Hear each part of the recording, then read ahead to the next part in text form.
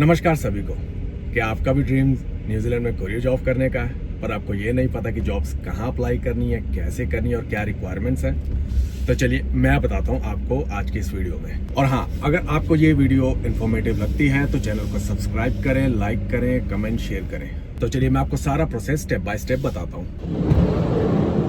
जी हाँ, so step 1 का जो प्रोसेस है उसमें आपको आपकी एजुकेशन से रिलेटेड प्रोसेस है वो, उसमें आपको आपकी डिग्री चाहिए होती है। So you must have a degree. और उसके बाद एक एग्ज़ाम होता है आइल्स टेस्ट।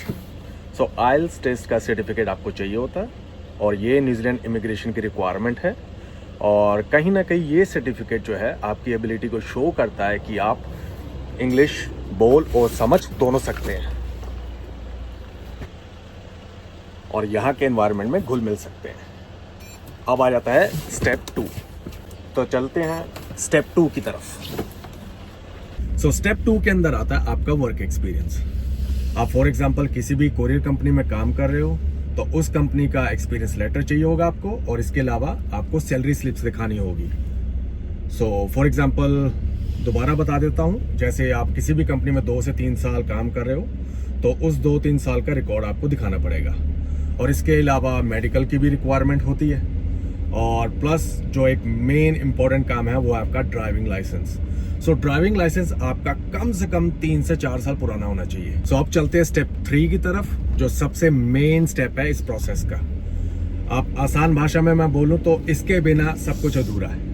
और स्टेप 3 में आ जाता है आपका टारगेट करना। टारगेट करना उन एम्प्लॉयर्स को, उन कंपनीज को जो एक्रीडेटेड है। अगर आसान भाषा में कहूँ तो वो कंपनीज और या फिर वो एम्प्लॉयर जिनके पास अथॉरिटी है आपको स्पॉन्सरशिप करने की। सो उसके लिए आपको वेबसाइट्स पता होना चाहिए।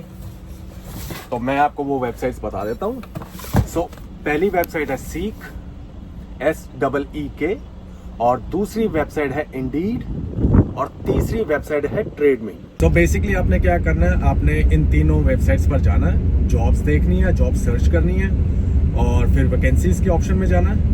और जैसे आप वैकेंसी के ऑप्शन में जाओगे वहाँ पर एक अलग से पोर्टल खुलेगा, और उस पोर्टल में आपसे पूछा जाएगा आपकी पर्सनल एक्सपीरियंस, आपका नाम, आई थिंक एवरी इंफॉर्मेशन आपसे पूछी जाएगी। सो उस इंफॉर्मेशन को आपको फिल करना है, प्लस आपका वर्क एक्सपीरियंस के डॉक्यूमेंट्स मांगे जाएंगे, उस डॉक्यूमेंट्स को भी अपलोड करना है आपको। और इसके अलावा लास्ट में ऑप्शन आता है आपका CV। सो तो आपको क्या करना है, आपको एक स्टैंडर्ड फॉर्मेट का अपना एक अट्रैक्टिव सा CV बनाना है कवर लेटर के साथ, और उसको आपको वहां पर सबमिट करना है। और याद रहे ये जो फॉर्मेट होगा ये PDF फॉर्मेट होगा आपके CV का। और जब आप सबमिट कर देते हो इसका मतलब ये है कि आपकी फाइल सक्सेसफुली सेंड हो गई है कंपनी या फिर एम्प्लॉयर को। और हाँ, अगर आपके CV में वो क्वालिटी है जो कंपनी ढूंढ रही है, सो डेफिनेटली आपको जॉब मिल सकता है। और फिर कंपनी आपको फर्दर इंफॉर्मेशन के लिए आपको ईमेल्स करती है, आपसे बात करती है, आपसे जूम पर इंटरव्यू करती है। और अगर जूम पर इंटरव्यू अच्छा जाता है सो डेफिनेटली आपको पता है उसके बाद क्या होता है। तो ये था सारा आज का प्रोसेस। अगर आपको ये वीडियो अच्छा लगा है तो प्लीज चैनल को सब्सक्राइब करें, लाइक करें, कमेंट करें, शेयर करें, और ऐसी और अच्छी और इंफॉर्मेटिव वीडियोस के लिए आप बने रहिए मेरे साथ। और हाँ, एक और बात कहना चाहूँगा कि लास्ट वीडियो में मुझसे बहुत सारे कमेंट्स पूछे गए थे, और जिनमें से एक कमेंट बहुत ज़्यादा पूछा गया था, वो था कि ये वैन जो है, ये जो मेरी वैन है, ये अपनी है या कंपनी की है। सो मैं बताना चाहूँगा ये वैन मेरी खुद की है, और मैं कंपनी के लिए काम करता हूँ एज अ कॉन्ट्रैक्टर।